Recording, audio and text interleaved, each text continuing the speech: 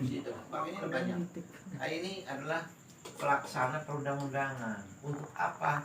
Untuk melaksanakan atau membuat aturan melaksanakan dalam rangka apa? Mengawasi dan menjalankan kehidupan di dalam satu wilayah kita. Maka ada istilah wilayah hukum, ada namanya itu kedaulatan hukum, kedaulatan wilayah, kedaulatan ekonomi. Nah, itu dituangkan dalam satu perundang-undangan.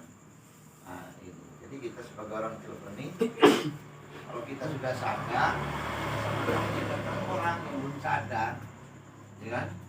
Menyadarkan orang yang belum sadar akan tanggung jawabnya tentang membangun Cilegon. Membangun Cilegon itu bukan dengan program saja.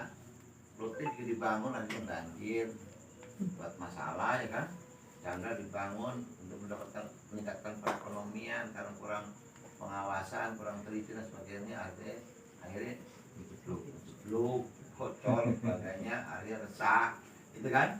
Coba kalau bersatu masyarakat dengan mereka, dengan industri menyatu dalam arti kata saling mengawasi, ya kan? Saling menerima, mengingatkan, menerima informasi. Kalau mereka nggak menerima informasi kan sulit lebih gampang remeh.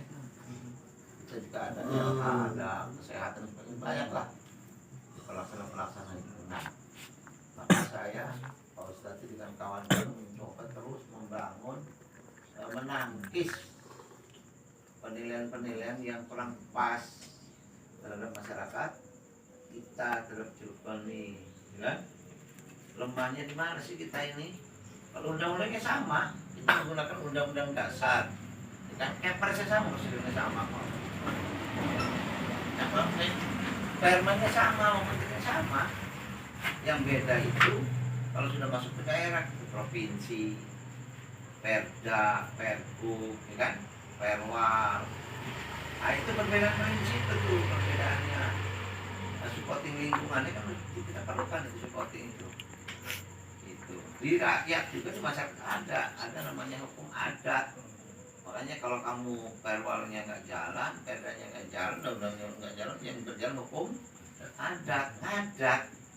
Silahkan adat, ya kan?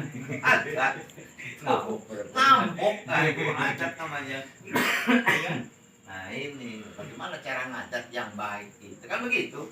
Cara ngadat yang itu bagaimana, prosedurnya bagaimana, kan kita harus tahu juga cara ngadat itu yang pas supaya tidak dianggap mengganggu kestabilan keamanan wilayah. Komunikasi. Nah, kemudian kita juga sebentar lagi akan melaksanakan pilpres, akan melaksanakan pilgub, pemilihan legislatif, pemilihan wali kota dan sebagainya. Itu kan kita laksanakan, akan kita jalankan tuh. Coba kita teruskan pandai-pandai untuk menentukan siapa sih yang harus kita pilih itu, ya kan? Kriterianya bagaimana dan sebagainya. Itu kita harus ada namanya apa disebut dengan apa ijma ulama, atau kita akan ijma ulama atau ijma pribadi nurani, silakan saja, bebas-bebas saja. Menilai bahwa itu harus kita punya kewajiban untuk menentukan pilihan itu perlu, penting, ya kan? Walaupun masalah partainya, masalah ini terserah, ya. Terus itu ada orangnya yang pantas kita pilih, pantas kita tunjuk, pantas kita dorong.